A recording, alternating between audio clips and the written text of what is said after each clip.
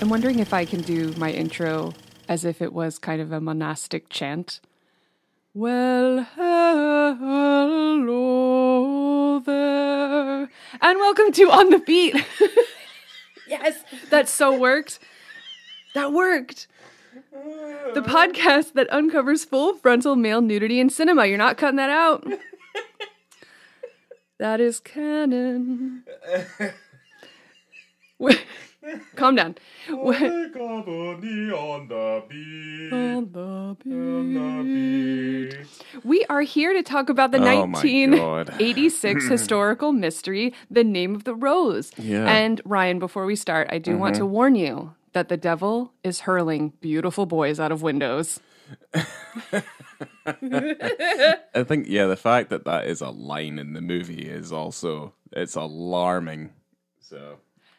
Also, I am Laura, and I am joined by my co-host Ryan. Hi, yes, Ryan. I am Ryan. Yes, I mean, there's also a lot of Sean Connery in this movie as well. So he's going to be, luckily, he's going to be present during the podcast. This film stars Sean Connery as William of Baskerville. Second billed is F. Murray Abraham, who doesn't show up until 81 minutes into the film. He's very good, though. Bernardo Gui. He's very good. Christian Slater is Adzo of Milk. Ron Perlman is in this movie as Salvatore, and Valentina Vargas is simply the girl. Yeah. No name. I will also say as well as this is maybe second to One Flew Over the Cuckoo's Nest for collecting such a colorful cast of like bit part characters who look phenomenal in this. Like they fit this perfectly. And it comes back to my argument from before where I'm like, where are those people? Like, where are they now? Because people obviously back then, like a 39-year-old back then doesn't look like a 39-year-old now. So I just wonder where they are, because I want them. I want them for a film that I'm making that's very similar to this. I want those weird-faced, buck-toothed, big-nosed, massive-eared, big bald chaps that have like those very interesting like landscape faces. Where are they? Why don't you ask director Jean-Jacques Annaud, who is still alive? Okay. Because he hunted and searched and trekked around the world to find these characters and these people who looked weird. All right. Well, are they all just in France? Because that would also make sense. Or Italy, where the movie is set. Europe. Yes. Well, he's a French director. He's a French film director, screenwriter, and producer. I'm glad we get to talk about him because I get to mention Enemy at the Gates. Yes, I'm gonna just throw in my synopsis first. Okay. Because I always forget to do that. Well, I don't always forget. Sometimes. The synopsis that I pulled from Letterboxd is 14th century Franciscan monk William of Baskerville and his young novice arrive at a conference to find that several monks have been murdered under mysterious circumstances. No. To solve the crimes, William must rise up against the church's authority and fight the shadowy conspiracy of the monastery monks using only his intelligence, which is considerable. Wow. Smart man. Yeah. He is. He values... Yeah, because he is a riveting character. Yes. Yeah, because he values knowledge effectively over faith, because faith is like blind, but knowledge is power in this particular story. Absolutely. This film also has one of my favorite taglines. Are you ready to hear it? Yes. Who, in the name of God, is getting away with murder? Oh, Jesus. So good. Jesus Christ. Yeah. God be praised. God be praised. Okay, now you can tell us about the director, Jean-Jacques Annaud. Oh, thank you. That was a fantastic segue. Merci. So, Jean-Jacques Annaud, French film director, screenwriter, and producer. He's received numerous awards for his work, like 5 César Awards, 1 David de Donatello Award, 1 National Academy of Cinema Award, and he also won the Academy Award for Best Foreign Language Film. he has mostly been a film director. He hasn't really strayed too far into TV or anything. There is one TV thing, but I didn't write it down. But his filmography is quite extensive. So we have Black and White in Color from 76, Hothead from 79, Quest for Fire from 81, The Name of the Rose, which is obviously what we're talking about today, from 1986, The Bear from 88, The Lover from 1992, Wings of Courage from 1995, which was a IMAX film. And it was only 40 minutes long. I remember hearing about it or either seeing it. I can't really remember too much. 7 Years in Tibet, that's that Brad Pitt vehicle from 97. Oh, yeah. Enemy at the Gates from 2001, where everyone is Russian, but they're not Russian. Two Brothers from 2004. His Majesty Minor from 2007. Black Gold from 2011. Wolf Totem from 2015. And then we have a film in 2022, which I'm probably going to crucify, Notre Dame Brûle, I think. Wow. Yes. Well, I should have said it in my Sean Connery voice. But there's no S's in there, so it's kind of like a waste of my time. But yeah. Yeah, that's fair. I was searching for where this monastery was because, you know, like why don't they say the name of the monastery? But this was not set in a historical monastery. Yeah. The exteriors and some of the interiors were constructed outside of Rome on a hilltop, but this prop set ended up being the biggest exterior set built in Europe since Cleopatra from 1963. It's incredibly impressive. Like it's huge. Like it's really cool looking. I was really impressed by the way this film looks and the set design and stuff. Yeah. I agree. And the interiors were shot at Eberbach Abbey in Germany. Huh. Okay. Several of the interiors, not all of them. Yeah. And I found it really interesting that no one wanted Sean Connery in this role. He was vying for it. He had his agent calling the director all of the time, trying to get him in and at least have a conversation about it because he really, really wanted to play that part. And finally, it got to the point where they were like, all right, fine, we're going to give him a shot. And Ano gave him the script. And he calls him boy, like he would. Yeah. You know, he calls the director boy. Mm-hmm. And then he gives him his first cue. And Ano said that the reading gave him goose pimples. He goes, what I was hearing was what I had heard inside of me for almost 2 years. And I stopped him on page 3. And they gave him the job. Right, okay. Yeah, no, I think I think people are pleasantly surprised by the amount of range that Sean Connery seems to elicit sometimes. As much as like it is obviously Sean Connery playing Sean Connery. But here he's just, he's riveting because he does certain things in this which reminded me of what he's like as Daddy Jones in The Last Crusade as well, like when he gets excited. And certainly there's other things as well, you know, because obviously I think The Untouchables is also still a very good role for him as well, even though it's a little bit all over the place. I think people would be pleasantly surprised. I think he's just got a star quality about him though. Just makes him riveting on the screen. Yeah, he stands out quite a bit. Well, I mean, he's amongst huge. He is massive. He's so huge. is Ron Perlman. Is huge. Yeah, they're massive. Well, he's a hunchback in this one, but the he is massive in this, and I don't know if everybody else has had to be scaled up in order to kind of meet. Obviously, Connery is quite lofty shoulders, but he is a presence. Everyone on set, the cast, the crew, only had good things to say about Sean Connery because he doesn't have an amazing reputation. No. So it's interesting to me that the director talked about working with Sean Connery and working with F. Murray Abraham. And what he said was, everybody warned me that Sean Connery was impossible and an extremely difficult character. He was an absolute dream, and I got on with him fantastically. My only bad memory of an actor across my whole career, and I've directed, I think, thousands of actors, was F. Murray Abraham. Oh, wow. Okay. He was terrible, not so much with me, but rather with Sean. He would say, I've got the Oscar, and he's an old idiot. Oh, dear. They would both arrive late because Sean didn't want to wait for F. Murray, and F. Murray didn't want to wait for Sean. It was like a school playground. Okay. He was a diva. Yeah. Other people said it too. Yeah. About working with F. Murray Abraham. Apparently he's an asshole. Oh, boy. Yeah. The next year, by the way, was when Sean Connery won the Oscar for Untouchables.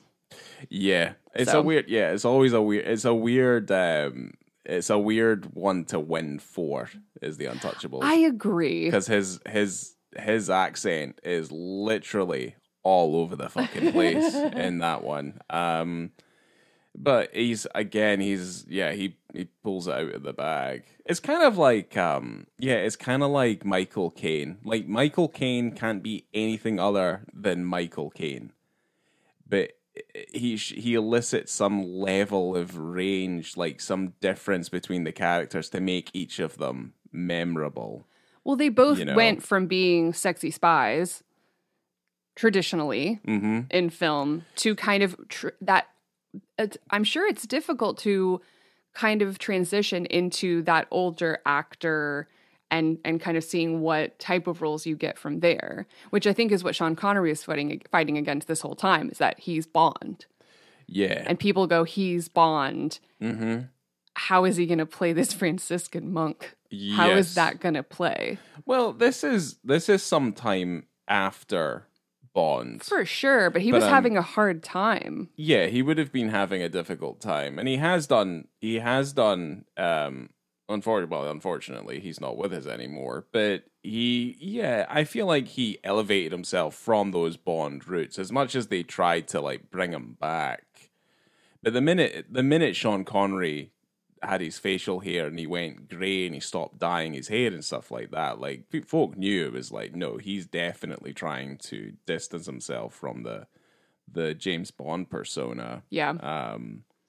To, obviously the lovable, cuddly Sean Connery okay. that we all love. So totally. Yeah. But I think both of those actors came from very similar backgrounds. I think Sean Connery started more as a model, and I think that's kind of where that came from. I'm not too sure if Michael Caine did the same thing. He could have. He could have. He definitely could have. And but either way, like their performances elevate whatever film they're in. I think that's like that's the true makings of like a movie star, basically. Hell yeah. Which I don't think you don't see it as much anymore, I don't know. I guess we've maybe moved I'm away sure from that. There are. I think there's people that have the capability to become a star, but yeah, do they have the same kind of level of power, like the charisma, like a screen presence that, say, some of these more classic actors have? Yeah, I don't know yet. There's people that I think of right off the top of my head, but there are also people that are weird and maybe, I don't know. They're weirdos, like Tom Cruise. Yeah, well, he's kind of like a weird outlier, though. It's like you either like Tom Cruise or you really don't like Tom Cruise, and I'm kind of somewhere in the middle. Well, really, then with that Tom defeats Cruise. Your point. Yeah, I think that doesn't work. I think I did that before. Yeah, you either love him or you hate him. I'm kind of in the middle. Like, no, no, sir. But I'm with you. No, I no. Let's just say there's a spectrum of emotions regarding Tom Cruise. Yeah. Yeah, but there are people that really can't stand him and can't stand you. Yeah, well, he makes serious bank. I think that's the whole point of like what makes a movie star is like how much money can they get from the box office. I'd say like anyone who was in a Marvel movie, at least like before, let's just say at the end of Endgame, like anything after Endgame, I don't really give a shit about. But anyone who was in those Marvel movies, you would say they're movie stars probably. They just don't have the range that I think Sean Connery and stuff have. Robert Downey Jr. Yeah, maybe he's an outlier still. Yeah. Yeah, Chris Evans, I'm not really too fussed about seeing in anything else, really. He's going to be in a Christmas movie with The Rock and, oh my gosh, what's his name? J. Jonah Jameson. What's his real name? Oh, Gene Simmons? Gene Simmons? Yeah, isn't it Simmons? Something Simmons? J.K. Simmons. J.K. Simmons. And not the singer of Kiss. Anyway, I saw a Love trailer that. for it the other day and I just groaned. I go, oh man, this looks bad, but I'll probably go see it anyway. Oh, of course you will. Of course you will. Yeah. The Rock? Yeah, talk about range. Well, he's the guy you show The up and you're Rock. like, oh, that's... Anyway, there's going to be trouble. Yeah. Okay. He's going to lift a skyscraper with his bare hands. I Yeah. love Skyscraper. I want to bring you all back to the year of our Lord, To the Dark Ages. 1327. Mm-hmm.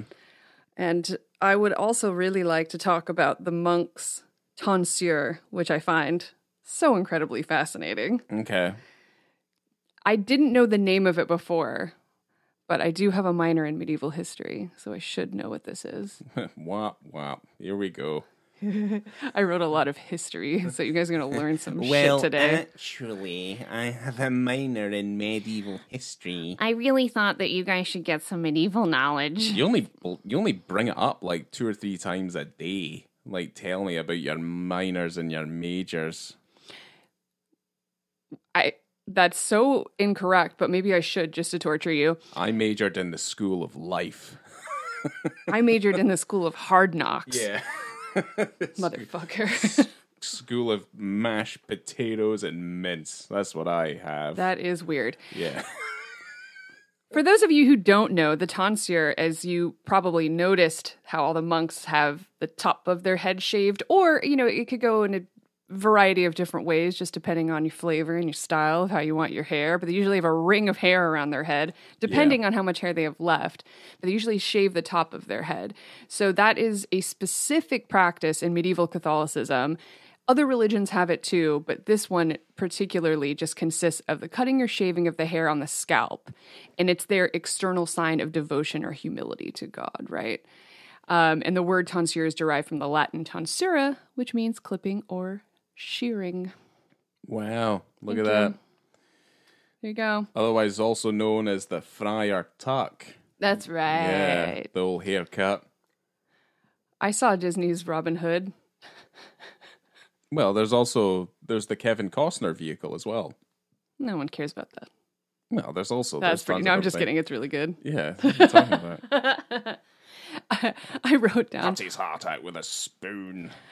I wrote down all these Franciscan monks look fucked up. They all look... I mean, I would say that instead of saying that's character. Well, the director, and I alluded to this before, but the director admitted Right. to casting the ugliest actors he could get because he wanted the characters to appear real and based on the men in the village that he grew up in. Okay. He actually went home and the people were asking him, were you trying to base the people on us? And do you think we're that ugly? And he goes, yeah. Well, yeah, I mean, if that's the way it's going to be, I mean, if that's what I'd be looking for the uglies. Jesus. I'm too pretty. I'm too pretty to put in that village. Yeah.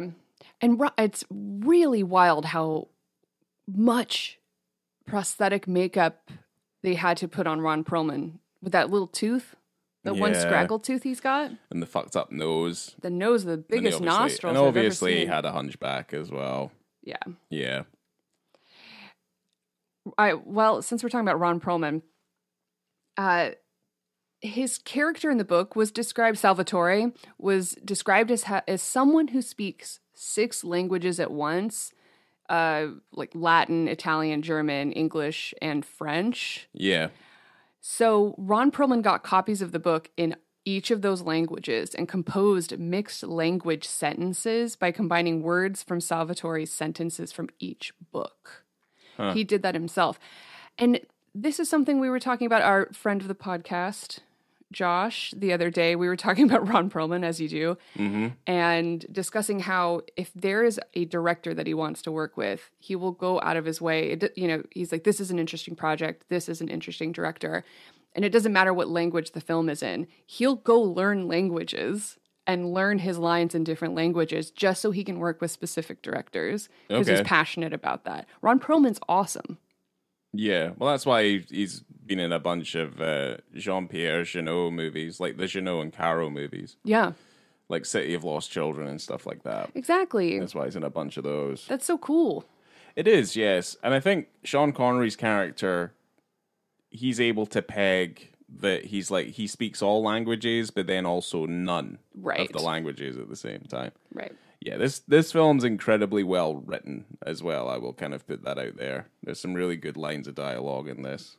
My favorite being seeking intercourse with the devil. And then immediately when that was said, I was like, fuck yeah. Here we go. Yeah, I mean, this film's basically about monastic Sherlock Holmes, trying to find out who's doing all the murders with some weird sex in the middle. Yeah. Actually, the sex isn't weird. The sex is fine. Well, there is no women. This is a commune of monks. There is no women in this commune whatsoever. There are poor people that they feed, but they are relegated to the outside walls of this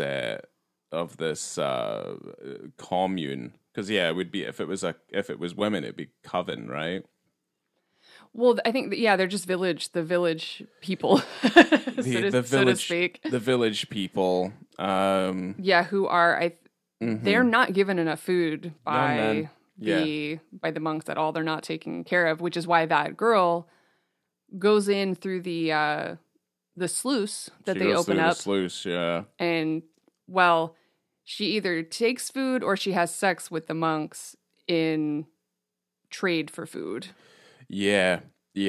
It's a pretty sad, sorry state of affairs. But it's like brutally interesting because it all kind of revolves around a book, effectively. Yeah. It just all kind of revolves around this like, there are scholars there are people who like try and understand these texts, but they keep the texts locked away, so they only want to extrapolate certain texts, which again is like that whole thing idea of history is written by the victors, like that sort of idea. So gatekeeping knowledge of things that they don't think is Christian. Yes. So effectively what you have is when Sean Connery comes in, because he's effectively going into, and he knows this, he's effectively going into a situation where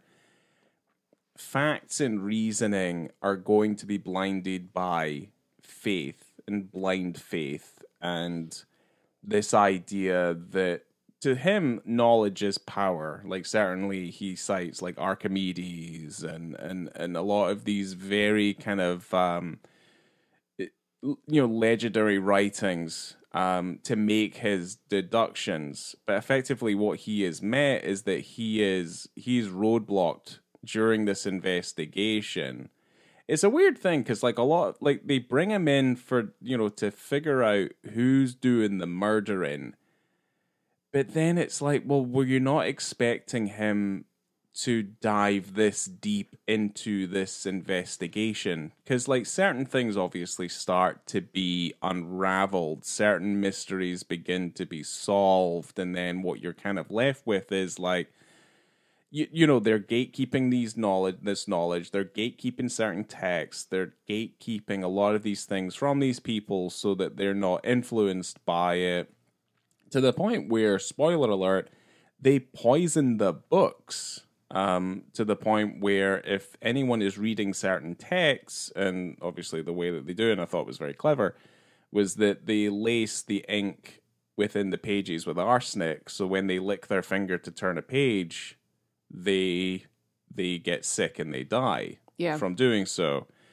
And And I found this world, at least that kind of idea of it, where, there's a man in there who's like, who does not like laughter. He's like very much about, without fear, there is no belief in God, because if there's no fear for the devil, then there would be no fear. There would be no belief in God, basically. Like, there'd be no need for like a feeling of salvation.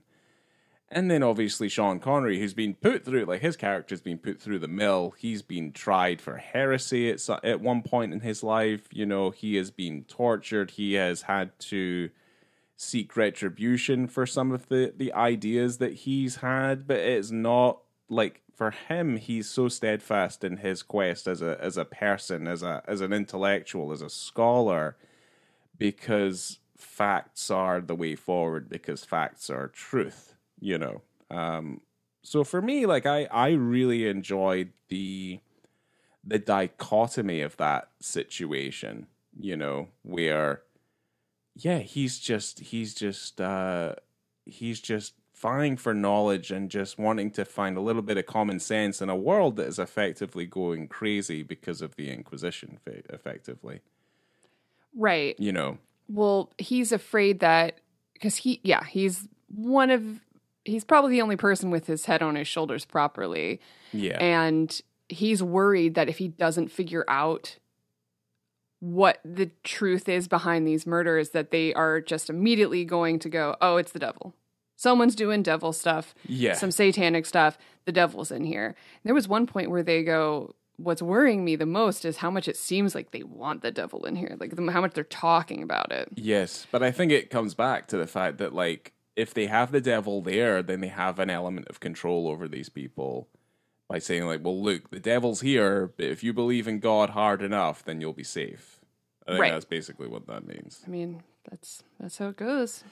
I mean, that's what religion is, guys. If you didn't know, it's a control device. It always has been. So, I don't know. Well, by some people. For others, it's a way to be a good person if you use it the way that if it's you use it be. wisely. Yeah, if you actually read the Bible and you actually understand it, then you can get good stuff out of it. You don't just cherry pick out of it and just make those certain things something that you feel like you need to believe in because you're deep down a bad person. But yes, I do enjoy, at least in this film, the dichotomy of this situation when these two characters come in to back, because at the opening of the movie we see them on a horse, and I was later corrected. Slater's not on a horse. No. He's on a donkey. Yeah. He's a donkey. Because he's the apprentice. He is. He has an ass. And also, he's riding an ass. Sean Connery can't fit on a donkey. He's massive. No, that was a big horse. Probably taller than a horse, that guy. Oh, it would break the back of that fucking donkey. Christian Slater is just a little guy. He's only 17 when they filmed this. He's a baby. Yeah. This is only his second feature that's come out. I think he'd done like a couple projects before this, and then... Yeah. Let's just bear in mind, he's a minor when we talk about this scene. That is true. He's a minor. Yeah. Like, he's underage. Uh-oh. Oh, dear. Well, his mom was the casting agent. Uh-oh. Hee. Mommy dearest. Apparently... What are you playing at? Apparently they saw two other actors for the part of the girl, and he had a thing for, was her name Valentina, the actor? And he told his mom, like, hey, no, I want that one. Yeah, I don't know about that. All right. Okay. Is what it is. Well, yeah, it is what it is. That's the way it goes. Mommy, please. I think that girl is really pretty. Let me take my wiener out. It's touch your boobies. It's who you know. Yeah, it's who you know. Yeah, no, he has sex with the wild wench. So this scene comes in at about 50 minutes and 22 seconds, somewhere around there. It's, this is an estimation. Yeah, around about that. Yeah, so as we said, the peasant girl comes in through the sluice to get food for her family and herself. And this kind of comes about at the end of a chase scene where they're trying to, they're trying to find the book. They're trying to solve this mystery, right? So Adzo and William are chasing down a guy from the library. Yeah, they refer to this man who's like the librarian's assistant as like the moon-faced monk. Because wasn't that the really big dude? Really big dude, The incredibly really, really pale. very pale, and he had a kind of feminine traits about him. Like he would scream and stuff, had a very feminine voice. Oh, right. Yes. So yeah, they've been tracking this guy down because he is withholding evidence. Oh, he's a bad boy. Yeah, he is withholding evidence. So someone is looking for the peasant girl in the kitchen, and that is where Adzo is hiding. And he meets her in there in a meet cute. A murdery meet cute. Yes. Again, because he'd seen her before. Yeah. Well, this kind of comes a little bit out of left field as well, this moment. Wildly. Like, yeah, you're kind of just like, oh, wait, hold on. They just yeah. start. Yeah, because there's no part of Adzo who like he kind of just lets it ride, basically. It's a little bit predatory on her part, quite a bit, for Yes. a while until he starts to participate. But at the beginning, Yeah. it's an interesting thing because you still have William out there running around, and then Adzo's in the kitchen getting busy with this girl. He is getting busy. But for whatever reason, he is very non-sexual. He is just a wide-eyed, bright-eyed young man who is just kind of enamored with William and is in learning and kind of enjoying this investigation in a way, you know? He's like having a good time with his friend. Yeah. And this chick comes out of nowhere who he hasn't really done anything to let her know that he's interested in her sexually, because that's not the thing. Is monks take a vow of chastity, not that they have to keep it. No. Because, you know, you do get forgiven by God when you confess your sins in Catholicism. You do. And certainly there was the way they refer to the young boys, quote unquote, that live in the place. Yeah. It's like beautiful young boys. Like you kind of understand where some of these men are potentially leading. So I have more on that.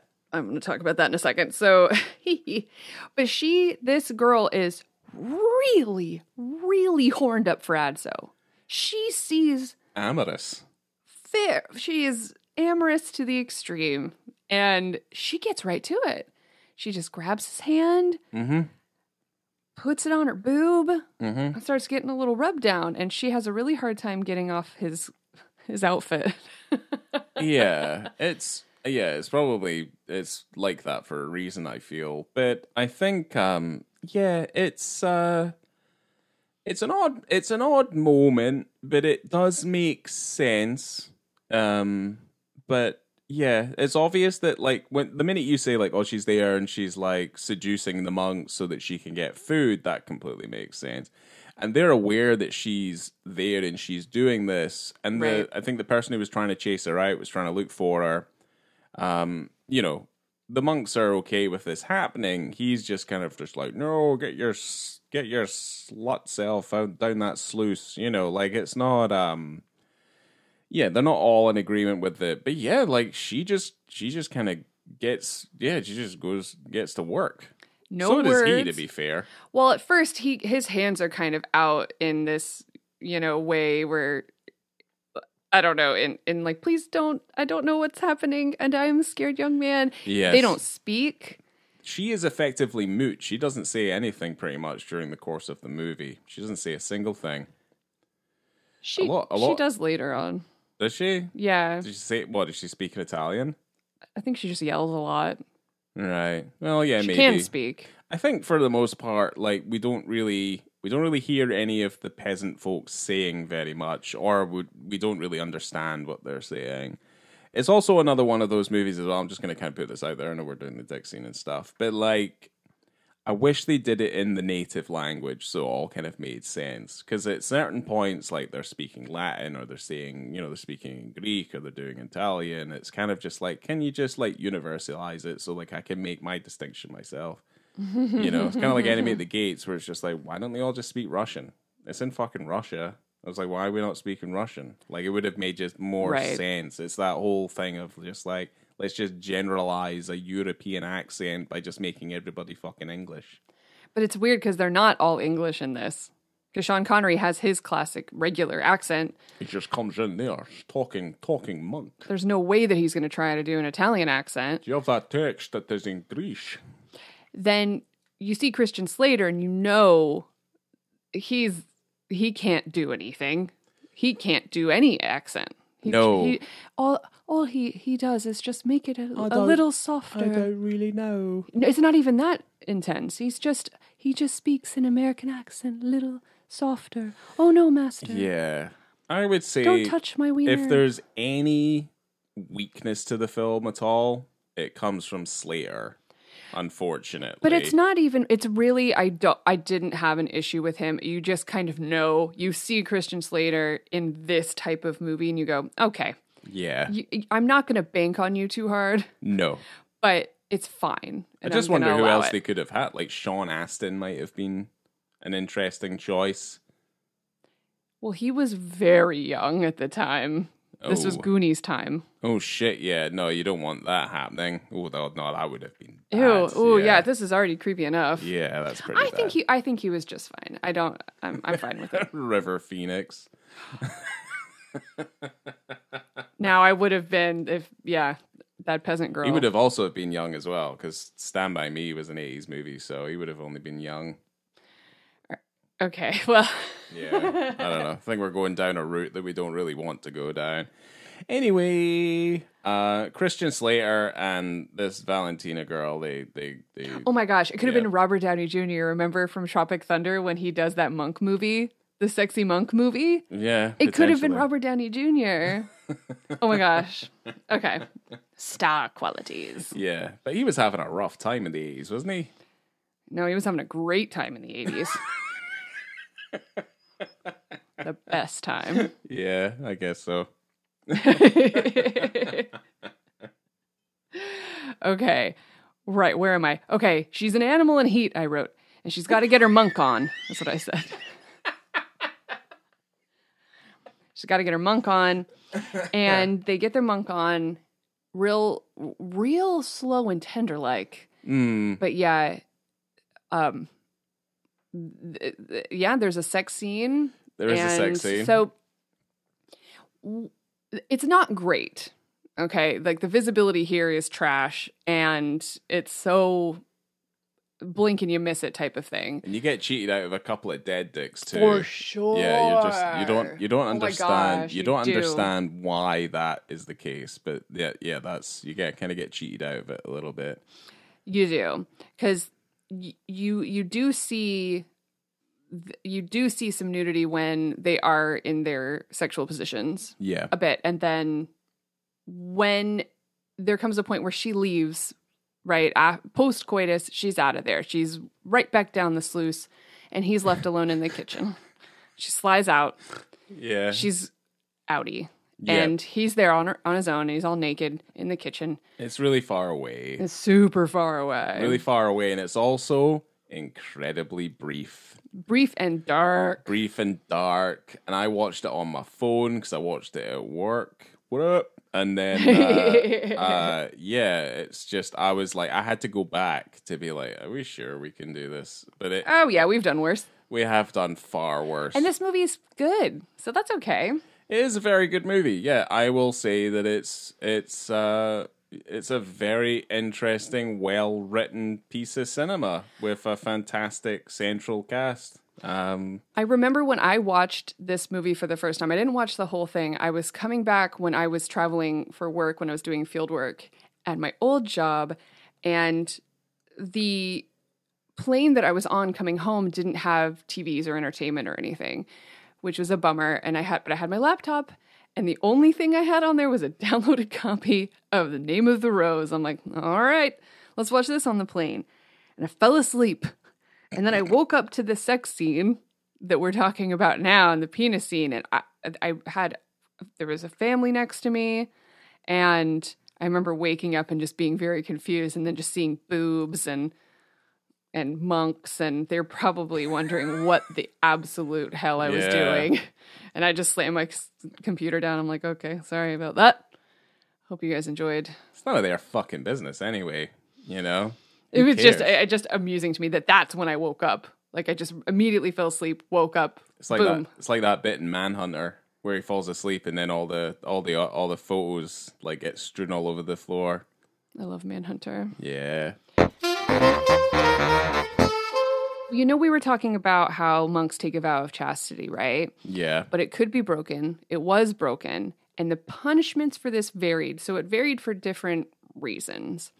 But there was actually a list of kind of rules that they would abide by. So first, if a vow of chastity was broken, the superiors would deal with the person privately. Then he is publicly rebuked. And if he still does not reform, he's excommunicated from the monastery. But an excommunicant can return to the community through penance if he's allowed. It's very fluid, just depending on who your bosses are. Yeah, it sounds like fucking horse shit, doesn't it? It's like, So they basically can do whatever they want as long as they go, Exactly. I'm sorry. I'm so sorry. That's why, like, criminals, when they're fucking about to be put to death, Well, they do it in find this religion. movie. Yeah, they do it in this movie too. Well, wasn't it about the moon-faced guy, like the moon-faced monk? Wasn't he doing illicit things with like some of the younger members there? That's why he was flagellating so much. Yeah, wasn't he having sex with boys? I think he Little was. boys? Yeah. Okay. Aye. Yeah, So he was. I have a little story.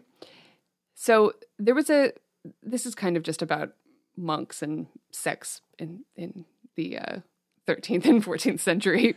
Can't wait. Yeah. So there was a 13th century Dominican friar named Albertus Magnus who wrote about a lustful monk who came to an unfortunate end. He said that having desired a woman, desired is in quotes, a beautiful woman 70 times, he died. His autopsy revealed that his brain had shrunk to the size of a pomegranate while his eyes had been destroyed.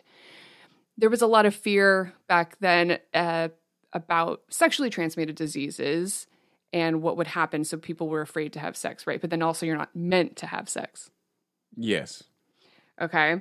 So then there was a French cleric in the 14th century who had sex with a prostitute. And there was a big kind of outbreak of leprosy at the time. Okay. So he vowed from that moment that he would never sleep with another woman. But he didn't give up sex. Instead, he admitted that in order to keep his oath, quote, I began to abuse little boys. Oh, fuck.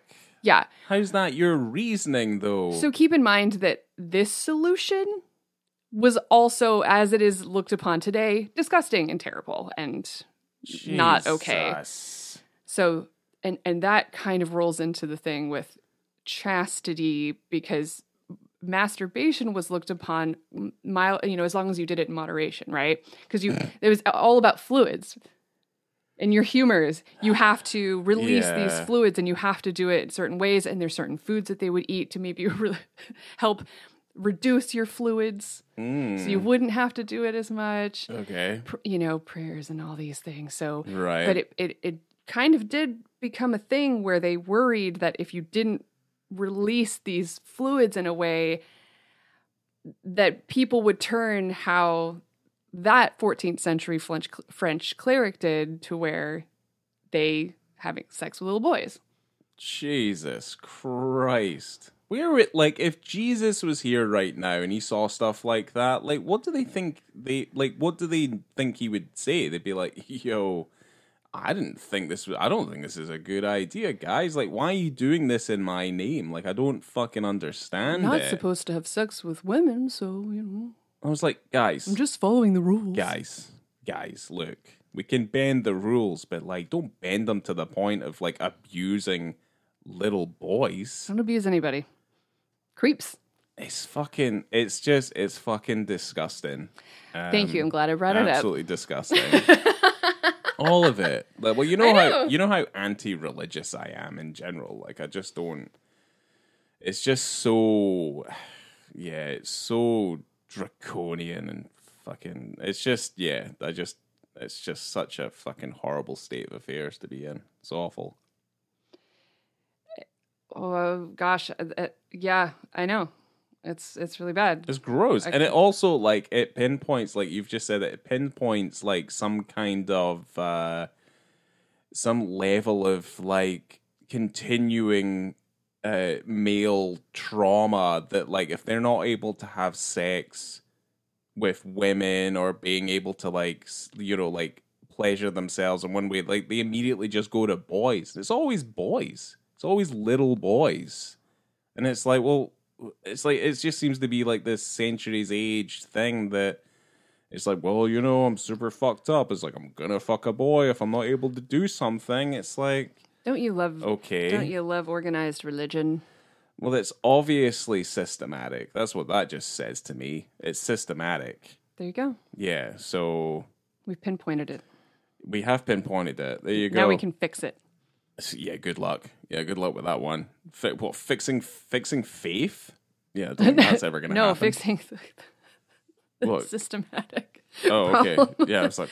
Okay. Right. Anyway, let's move on. Did you know that I wanted to bring up about how the Victorian era books were poisoned, and I was going to just point out how, like, I know that this book, Aristotle's second volume of Poetics, was poisoned, but that was intentional. But did you know that in the Victorian era, there were books that were colored with mercury, lead, and arsenic to make them look better with, like, bright green colors? Yes. But it caused lesions and cancer. Mm-hmm. There's actually a program out there right now, I think it's like called the Poison Books Program, where if people have any of these old books, they can send them in. Yeah. So people don't get cancer from the books. I read about that in school. Yeah. Yeah, because I got taught the Crusades and stuff when I was in school, and also got taught about, you know, well, it wasn't was. Do you also have a minor in medieval history? No, but at least in the UK, like, that stuff's a little bit more prominent. Like, it's more interesting. Medieval history, Hell yeah, it is. you know, because there's a lot of it on display in the UK. You can just go see it, and you're like, "That's medieval." It's like, "Fuck yeah, it is." You know, It's that's cool. awesome. Yeah, that shit's really cool. That's why people still find gold and stuff in their backyards. Yeah, yeah. You still find, like, I mean, well, at least like Roman stuff, like that stuff's strewn about all over the place. Yeah. Like Roman artifacts and things like that. So, you know. Well, I wanted to bring up a little bit of the end of the movie because I really laughed at it, if you don't mind. I know there's no wieners in it, but yeah. Well, we're not even going to talk about the movie because I think the movie's a really interesting thing that, like, you should watch, and it's a kind of twisty turny sort of detective tale. It's you don't want me to talk about, like, the Bernardo thing and Saruman and the Well, there's a lot splat? of fire. There's a lot of purification with fire, which ironically is used against them. And a lot of the books that they find that are hidden away are destroyed, which is unfortunate. Yeah, But you're gonna get the books. You got the book, but I mean that's the thing. Like it's where you're like, you know, he values this knowledge, which is something I quite admire in the character, which I thought was interesting. That's what Adzo said. You value these books more than your own life. He's like, yeah. Yeah. Because he's thinking, What am I? He's thinking about the future. Absolutely. You know, so He's a good dude. Yeah, because his time is limited regardless. The books could last for a lifetime. So, Absolutely. you know, the books could be timeless. Well, the end of the movie ends with the final lines that are written in the book, Yes. which are Stat Rosa Pristina Nomine. Okay. Nomina nuda tenemus. Sorry. I've cursed all of you. Good luck. Bye. It's not that. You looked at me directly in the eyes when you said it, as if... Nomina like, nuda tenemus. Did it again. I'm going to start whispering that to you in the night. So basically, it just means roughly, the ancient rose remains by its name. Naked names are all that we have. Because Adzo hit it and quit it and never talked to this woman. And pieces out on a donkey and never asks her what her name is. What a horrible piece of shit. She was probably gonna say, I'm pregnant with your little monk baby. And he's like, bye, bitch, I don't even know you. And then he writes in a book, I dream about her every night. I'm like, you suck. Yeah, I didn't particularly like that. I did like the fact that he's on that path and he just like turns around on his donkey to give her one more look, and I'm like, oh, he's gonna stay. Nope. No, he doesn't. She's like, what? What is happening? She's like, what the fuck? What an asshole. Yeah, it's like he valued knowledge more than puss. Well, also, William of Baskerville is way more interesting anyway. He's probably really fun company. Yeah, I probably. And he knows, I don't know. I don't know. I'm not going to say anything anyway. Oh, good. Right. We talked about a lot of the awards that the directors won, but he did win a Caesar Award for Best Foreign Film for this film. Right. And The Name of the Rose also won 2 BAFTAs. Sean Connery won for Best Actor, and Hasso von Hugo won for Best Makeup Artist. Yeah, good. Yeah, the makeup's actually pretty stellar in this. Yeah. Yeah. That little scraggle tooth of Ron Perlman's really freaked me out. Oh, before we wrap this up and do ratings, I wrote something funny down that Ron Perlman said about spitting in Sean Connery's eye. Oof. All right. Where is it? Oh my gosh. Laura, find it fast.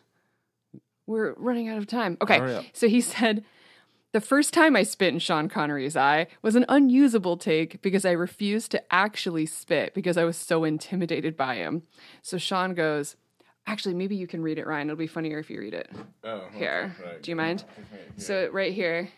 Well, I need it closer to me because I need to put it in the mic. Okay, so read it like he would read it. So Sean goes, "Dear boy, if you don't put something in my eye, I'll have nothing to react to. Where will that leave me?" And I went, "Well, out in the cold, Sean." Exactly. And then Sean said, "Yeah, that was a pretty good spit there." Yeah. There we go. Thank you for that. That was awful. That was terrible. I liked it. Well, no, it really made me feel like, because apparently in that interview, Ron Perlman did a Sean Connery impression as well. Maybe that's something I can just start. It's like, where would that leave me? I just like how, I think it's so, he's like, dear boy, if you don't, I love it. It's very cute. So anyway, so would you like to go first for your ratings? You want to start with your visibility and context rating? Oh, it's probably a 1. I'm gonna go to the docking station with you there and agree that it's definitely a 1. Because I don't really have anything to add. We already kind of said it's kind of like a blink and you miss it, and it's so far away you don't even know if it's there. And also, he's a minor, and I think that's weird. Yeah. Also, I find that scene in general to be a little weird. I know it needs to be there, but I'm also like, I find it kind of odd. But yeah. It's one of those moments, I think. It's interesting because you know that I'm sure that in the book it is massive. It is such a big, important milestone. Yeah, giant character thing for him, and because he's doing the voiceover, his old self, old Adzo is doing a voiceover kind of telling you he's reciting things. The tale, basically. So, our narrator in a way. And I'm interested to read the book. It's a very popular book, apparently, and I think it's like 500 pages. So I'll just, I'll buy it, and I'll add it to the stack of all the other books that I haven't read. Yeah, and you'll just leave it. It'll be like a paperweight. Absolutely. A book that itself is a paperweight. Correct. That's right. All right, for the film, Ryan? 4.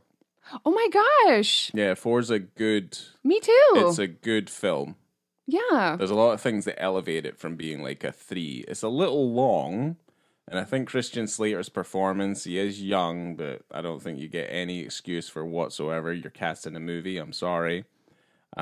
He's one of the weakest parts of it, but he does have moments where he shines. But the thing is like Sean Connery is like, I don't know if he's chewing at the scenery, but like he's someone who like builds the scenery, and it's like, this is mine, and he just like eats it up. Yeah, absolutely. I fully agree. I'm not sharing this with you. And then he just like eats it. He just like chews it up.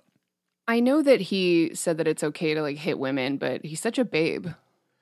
Yeah. It's not okay, and I don't condone, don't hit anybody. It's definitely not okay. But as a movie star and an actor, what a babe. And you really can't take your eyes off of Sean Connery. It doesn't matter what it is. It doesn't matter how old he is. No. Could be Finding Forrester. It could be anything. And you're like, Sean fucking Connery. Well, he's really good in Finding Forrester as well. I would. Which is the only other time Yeah. he worked with F. Murray Abraham again. Huh. Actually, in that Oh movie. yeah, because he was a fucking asshole in that movie too. Well, Yeah. F. Murray Abrahams, he plays a dick like most of the time in like films. He just plays. He doesn't like to absolute- play against type. No, no, it would seem not. But no, also like a big shout out to Ron Perlman because he's like one of the standout roles in this as well. Ron Perlman I'm sure that he's someone that you could meet at a convention and he would give you a hug and he would just be a really genuine human being. Yeah, I don't know about that yet. You don't? Oh my gosh, is he really creepy and I don't know? No, I think he's just like, I'm an old man, just like, I just need to get this done. I just want to go home. Oh. Yeah, all I right, think that's what that is. I don't know. That's just what I think. Yeah. But yeah, this film, I gave it a 4 as well. This film is beautiful. It's so well done. It's gorgeous. It's entertaining. And I don't know if you guys know this, but I have a minor in medieval history. So I really kind of, I understood a lot of it. And I Told thought you she was going to say it at least twice. Yeah, told you. She was going to say it at least twice. So there you go. Is there anything else that you wanted to drop in here? No. Coming to you from a remote abbey in the dark north of Italy, I have been Laura. I was going to do like a Sean I Connery know. thing. Yeah, like, I've been Sean. Okay. Don't forget to follow us on Letterboxd. You can find the links to that on the internet, and on our website, on thebeat.com, and on Instagram, which is on the Beat, BITTE. And, we're on there. And we will see you next time. Stanley Goodspeed. Yeah. All right. Yeah, I guess. Fare thee well.